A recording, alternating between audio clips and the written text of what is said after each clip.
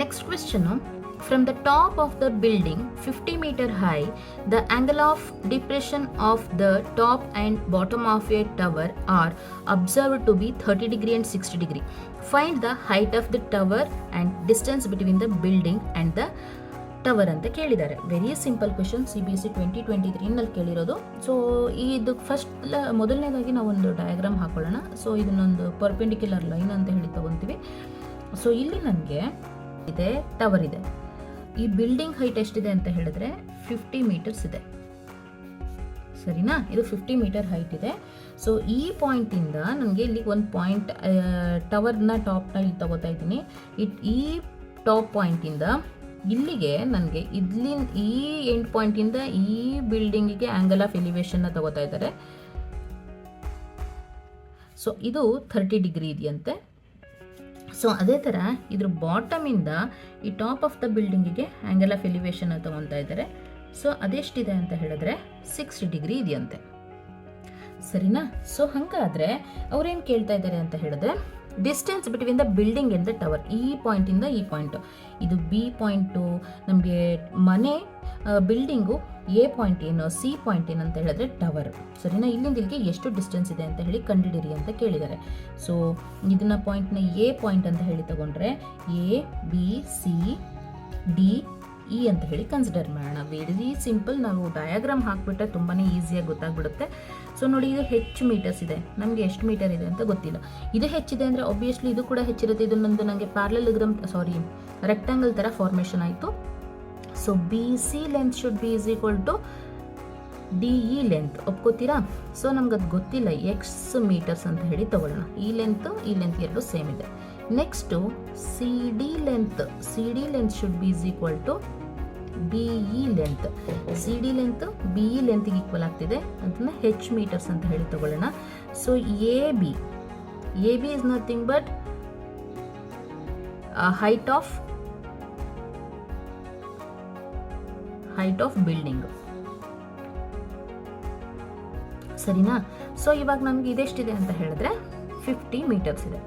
So ನಾನು ಇವಾಗ consider the triangle, ಒಂದು ಟ್ರಯಾಂಗಲ್ನ ಕನ್ಸಿಡರ್ ಮಾಡ್ತೀನಿ. Consider the triangle A B ಸಿನ ಕನ್ಸಿಡರ್ ಮಾಡ್ತೀನಿ.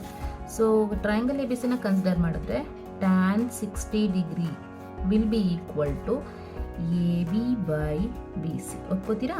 ಸೊ tan 60 ಡಿಗ್ರಿ ಅಂದರೆ ಏನು? √3 will be equal to A B. What is A B? AB length is 50.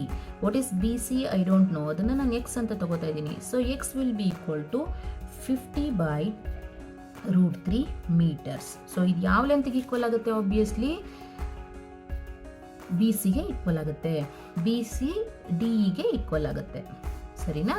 So ಇದನ್ನು ಹಾಗೆ ಬರ್ಕೊಂಡಿರೋಣ ಇಲ್ಲಿ ಪಕ್ಕದಲ್ಲೇ. ನೆಕ್ಸ್ಟ್ ಈಗ ನನಗೆ ಯಾವುದು ಬೇಕು ಅಂತ ಹೇಳಿದ್ರೆ ಕನ್ಸಿಡರ್ ದ ಟ್ರಯಾಂಗಲ್.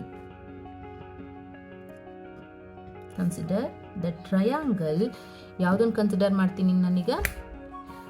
ಇದು ಎ ಇ ಡಿ ಅಥವಾ D A E. Consider the triangle A E D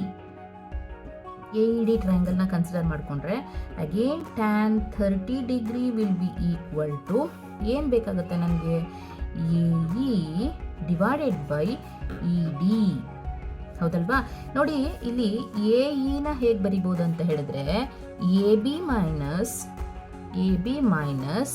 B E ಅಂತ ಹೇಳಿ ಬರಿಬೋದಾ? ಹೌದಲ್ವಪ್ಪ? ಎ ಬಿ ಇಂದ ಬಿ ನ ಕಳೆದ್ರೆ ನನಗೆ ಎ ಸಿಗುತ್ತೆ. What about A B is nothing but 50 meters minus B E length ಅಂದರೆ ಎಷ್ಟಾಗುತ್ತೆ? B E is nothing but H ಅಂತ ಹೇಳಿ ತೊಗೊಂಡಿದ್ದೀನಿ. ಆದರೆ ನನಗೆ ಹೆಚ್ ಎಷ್ಟು ಅಂತ ಗೊತ್ತಿಲ್ಲ. ಇವಾಗ ನಾವು ಆ ಹೆಚ್ನ ಫೈಂಡ್ ಔಟ್ ಮಾಡಬೇಕು. ಸೊ ಇದನ್ನ ಸಪ್ರೇಟಾಗಿ ಫೈಂಡ್ ಔಟ್ ಮಾಡಿಕೊಂಡು ಕೂಡ ನೀವು ಕಂಡುಹಿಡ್ಕೊಬೋದು. ಸೊ ಇದು better option. tan 30 degree is nothing but 1/√3. So what about A E ಅಂದರೆ 50 ಮೈನಸ್ ಹೆಚ್ ಆಗುತ್ತೆ, ಡಿವೈಡೆಡ್ ಬೈ ಇ ಡಿ ಅಂದರೆ ಎಷ್ಟು? E D is nothing but 50/√3.